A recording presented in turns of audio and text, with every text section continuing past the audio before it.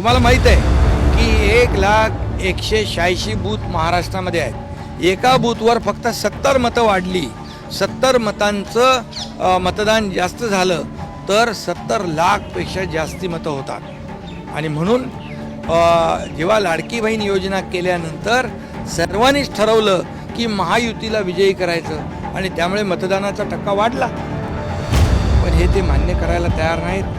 नुकत्याच झालेल्या त्याच्यापूर्वी लोकसभेच्या निवडणुकांमध्ये त्यांची मतांची टक्केवारी वाढली. त्यांना 30 जागा मिळाल्या, 31 जागा मिळाल्या, महायुतीला 17 जागा मिळाल्या. पण जनतेचा कौल आम्ही मान्य केला. फेक नरेटिव्हच्या द्वारे त्यांनी जे काही तिथे फेक नरेटिव्ह पसरवून मतं मिळवली, मतांची चोरी केली, आम्ही म्हणायचं का? आणि म्हणून हे सगळं फेक नरेटिव्ह पसरवायचं काम राहुल गांधी करतायत. त्यांनी हे बंद करावं. विरोधी पक्षनेता म्हणून एक जबाबदार विरोधी पक्षनेता म्हणून त्यांनी काम केलं.